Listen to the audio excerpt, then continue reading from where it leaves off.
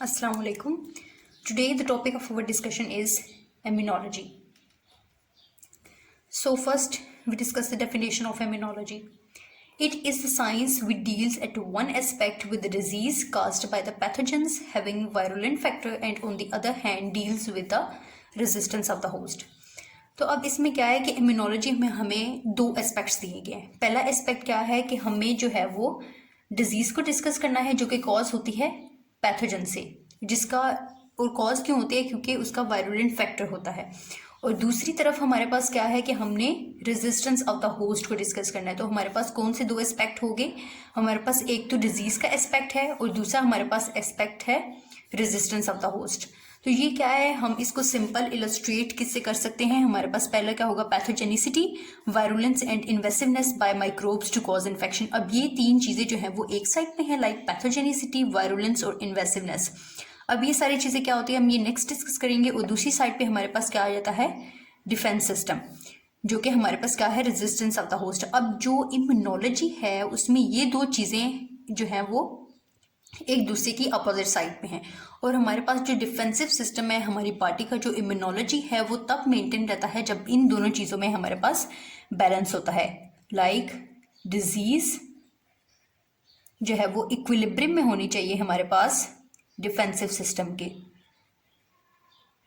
और जब एक चीज़ हमारे पास ज़्यादा हो जाती है तब हमारे पास प्रॉब्लम क्रिएट होती है. लाइक अगर हमारे पास डिजीज़ जो है वो पैथोजन का वायरुलेंट फैक्टर जो है वो हमारे पास अगर इंक्रीज हो जाएगा तो क्या होगा, हमारे पास जो है वो डिफेंसिव सिस्टम जो है हमारा डिस्टर्ब हो जाएगा. अब हमारे पास जो दो एस्पेक्ट हमने डिस्कस किए हैं, इधर लाइक इधर डिजीज़ है और दूसरा हमारे पास रेजिस्टेंस ऑफ द होस्ट है. तो हमारे पास कौन कौन से फैक्टर्स हैं, लाइक पैथोजेनिसिटी, वायरुलेंस और इन्वेसिवनेस. इनको हम डिस्कस कर लेते हैं कि ये टर्म्स जो हैं इनका क्या मतलब होता है. Like pathogenicity is the first. This is a qualitative trait. ये क्या है, हमारे पास क्वालिटेटिव ट्रेट है referring to the inherent genetic capacity of the microorganism to cause a disease. अब ये क्या है हमारे पास, ये हमारे पास क्वालिटेटिव ट्रेट है. लाइक जो कैपेसिटी है पैथोजेनिक माइक्रो ऑर्गेनिज्म की डिजीज कॉज करने की, उसको क्या कहते हैं हम, pathogenicity. Like the capacity of micro organism to cause a disease mediated by specific virulence factor, जो कि स्पेसिफिक वायरुलेंस फैक्टर है हमारे पास माइक्रो ऑर्गेनिज्म का, जो कि पार्टिसिपेट कर रहा है डिजीज कॉज करने में, ये उससे मीडिएटेड है and is the result of a specific host pathogen interaction. अब जो है हमारे पास इंटरेक्शन होगा तो ही हमारे पास पैथोजेनिसिटी क्रिएट होगी. तो पैथोजेनिसिटी हमारे पास एक तो क्या होगी, हमारे पास क्वालिटेटिव ट्रेट हो गई. दूसरा क्या है कि ये हमारे पास वायरुलेंस फैक्टर से क्रिएट होता है और उसी से मीडिएटेड होता है. और रिजल्ट किससे करता है, होस्ट पैथोजन इंटरेक्शन से. फिर आ जाती है हमारे पास वायरुलेंस. अब वायरुलेंस क्या है, हमारे पास डिग्री और पावर ऑफ पैथोजेनिसिटी. अब वायरुलेंस की डेफिनेशन क्या है हमारे पास कि ये डिग्री या पावर ऑफ पैथोजेनिसिटी है, लाइक उसकी कितनी पावर है. This is a quantitative trait. अब ये हमारे पास क्या था, क्वालिटेटिव ट्रेट थी, लाइक कैपेसिटी थी माइक्रो ऑर्गेनिज्म की. अब ये क्या है, क्वांटिटेटिव ट्रेट है, जिसमें हम क्या डिस्कस करते हैं कि ये एक्सटेंट ऑफ पैथोजन, लाइक किस हद तक वो जो है वो हमारे पास डिजीज कॉज कर सकता है. Extent of the pathogen caused by the micro organism. It is therefore a trait expressing the interaction between a pathogen and it's host. अब ये क्या है, हमारे पास उस ट्रेट को एक्सप्रेस करता है, लाइक किस हद तक जो है हमारे पास पैथोजेनिसिटी कॉज हुई है. Like power of pathogenicity, pathogenicity तो है हमारे पास एक कैपेसिटी है, लेकिन वायरुलेंस क्या है कि किस हद तक जो है वायरुलेंस क्रिएट हो चुकी है, किस हद तक पैथोजेनिसिटी क्रिएट हो चुकी है. इसीलिए इसका नाम है कि ये डिग्री होती है या फिर पावर ऑफ पैथोजेनिसिटी है. अब नेक्स्ट हमारे पास क्या आ जाता है, हमारे पास इन्फेक्शन. अब जब भी हमारे पास जो है डिफेंसिव लाइंस होती हैं, जो भी हमारी बॉडी की डिफेंस सिस्टम है वो जब मेंटेन नहीं रहता, लाइक माइक्रोब जो है उसकी पावर ज़्यादा हो जाता है, उसका वायरुलेंस फैक्टर ज़्यादा हो जाता है, तो माइक्रोब जो है हमारी बॉडी के अंदर इंजेक्ट कर जाते हैं, जिसकी वजह से इन्फेक्शन काज होता है. अब इन्फेक्शन क्या है, establishment of microbe in the host after defeating it. अब जब भी हमारी बॉडी पे होस्ट कोई भी एक्ट करता है, लाइक इन्वेडर एक्ट करता है, माइक्रोब एक्ट करता है, तो बॉडी सबसे पहले जो है वो उसके साथ डिफीट करती है, लाइक उसके साथ थोड़ी डिफीटिंग होती है, जिसकी वजह से क्या है कि हमारे पास जो है वो मेंटेन रहता है हमारा डिफेंसिव सिस्टम, या फिर जो है वो बैलेंस ख़राब हो जाता है। अब जब हमारे पास बैलेंस ख़राब हो जाता है तो जो है हमारे पास माइक्रोब जो हैं वो एस्टेब्लिश हो जाते हैं होस्ट में। तो ये इन्फेक्शन क्या है, आफ्टर डिफीटिंग द होस्ट, जो माइक्रोब है उसकी एस्टेब्लिशमेंट को क्या कहते हैं, इन्फेक्शन कहते हैं। Multiplication of a pathogenic microorganism in a bodily part और टिश्यू विच में produce subsequent tissue injury and progress to obvious disease through a variety of cellular और टॉक्सिक मैकेनिज्म्स। अब जब हमारे पास जो है माइक्रोब ने अपने आप को एस्टेब्लिश कर लिया है होस्ट में, तो उसकी मल्टीप्लिकेशन जो है पैथोजेनिक माइक्रो ऑर्गेनिज्म की किसी भी बॉडी पार्ट में या फिर टिश्यू में, तो क्या करेगी, हमारे पास इंजरी कॉज करेगी या फिर ऑब्वियस कोई ना कोई डिजीज होगी। और ये कैसे होते हैं, लाइक सेलुलर या फिर टॉक्सिक मैकेनिज्म्स के थ्रू। लाइक अगर हमारे पास माइक्रोब अंदर आ गया है तो कौन से मैकेनिज्म्स होते हैं, टॉक्सिक मैकेनिज्म या फिर सेलुलर मैकेनिज्म्स, तो उनकी रिस्पॉन्स में, उनके रिजल्ट में हमारे पास या तो फिर इंजरी हो सकती है या फिर हमारे पास कोई ना कोई डिजीज काज हो सकती है। अब लास्ट पे आ गया है हमारे पास इन्वेसिवनेस। अब इन्वेसिवनेस क्या होती है, capability of microbe to select and react at particular site in cause disease. अब इन्वेसिवनेस क्या है कि ये माइक्रोब की कैपेबिलिटी है कि वो किसी भी एक स्पेसिफिक साइट को सिलेक्ट करेगा, उस पर रिएक्ट करेगा और डिजीज कॉज करेगा। ये हमारे पास चारों मैकेनिज्म्स हो गए। और फिर उसके बाद आ जाता है हमारे पास डिफेंस सिस्टम।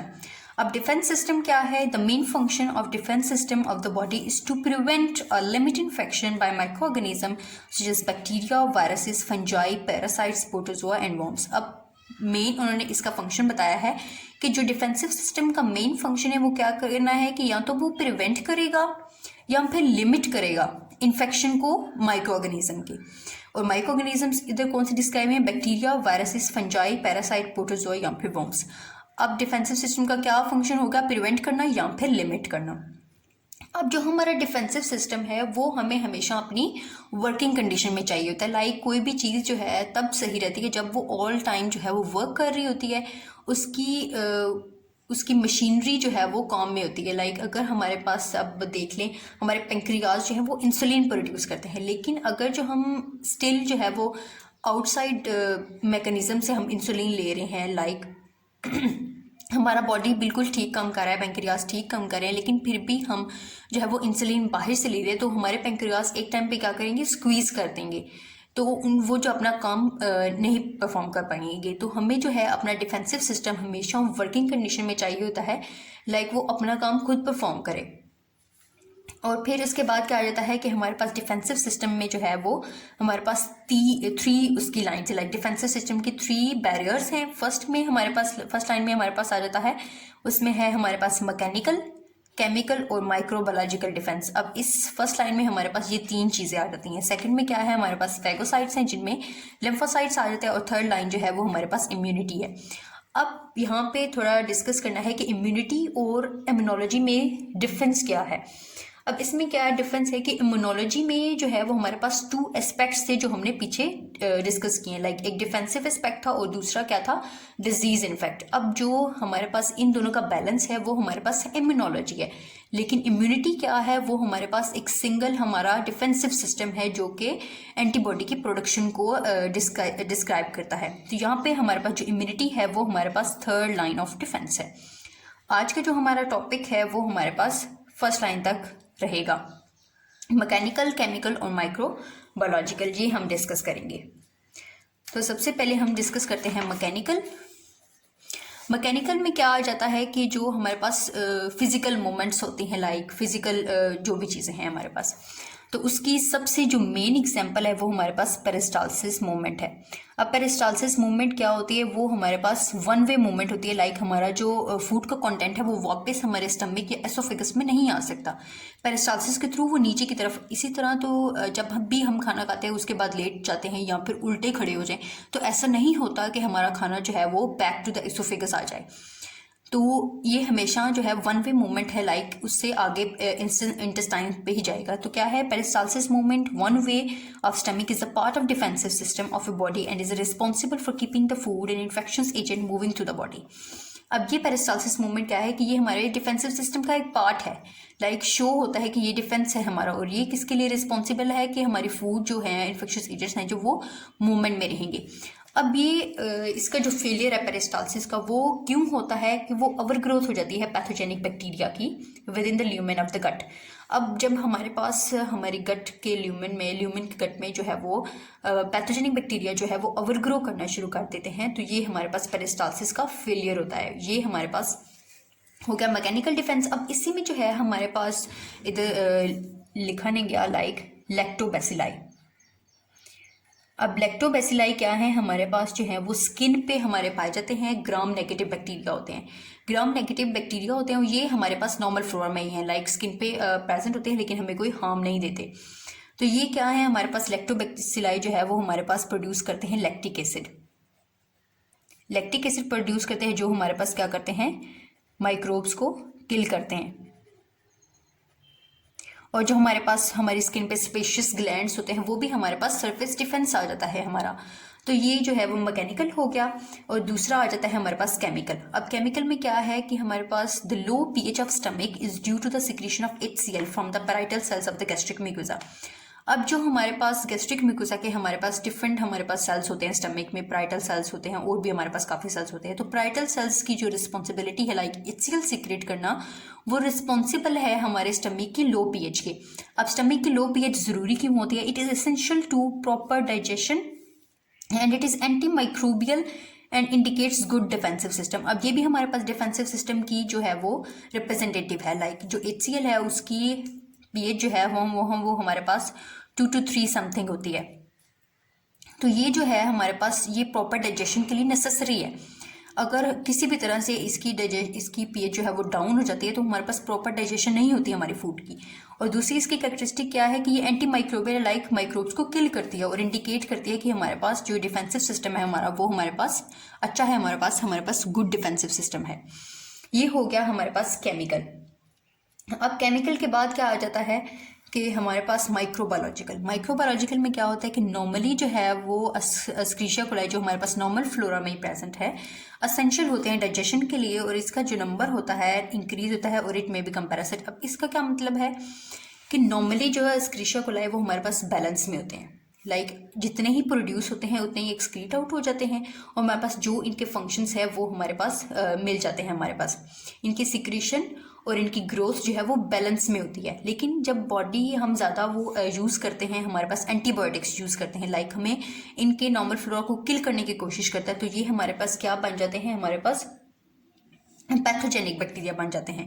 पैथोजेनिक बैक्टीरिया बन जाते हैं और जिसकी वजह से हमारे पास क्या है, ये पैरासाइट्स बन जाते हैं और वायरुलेंस काज करते हैं। लाइक हमारे पास क्या है, एस्क्रीशिया कोलाई जो है वो हमारे पास बैलेंस में होते हैं, उनकी ग्रोथ बैलेंस में होती है उनकी सिक्रीशन के। लेकिन जब हमारे पास हम ज़्यादा एंटीबायोटिक्स यूज़ करते हैं तो ये जो ई कोलाई है वो पैथोजेनिक बन जाते हैं। लाइक वो समझते हैं कि ये हमें किल करने की कोशिश कर रहे हैं, तो उनका जो नंबर जो है वो इंक्रीज हो जाता है, वो पैरासाइट्स बन जाते हैं, जिसकी वजह से क्या है कि हमारे पास जो है वो डिजीज़ कॉज हो जाती है और उनका वायरुलेंस फैक्टर जो है वो इंक्रीज कर जाता है। ये हो गया हमारे पास माइक्रोबायोलॉजिकल। अब ये जो हमारे पास था ये फर्स्ट लाइन ऑफ डिफेंस था। अब इसमें हमारे पास टॉन्सिल्स भी आ जाते हैं और हमारे पास इन्फ्लेमेशन भी आ जाती है। लेकिन आज हम यहीं पे स्टॉप करते हैं, इंशाल्लाह नेक्स्ट वीडियो में हम जो है वो इसको कंटिन्यू करेंगे। अल्हम्दुलिल्लाह।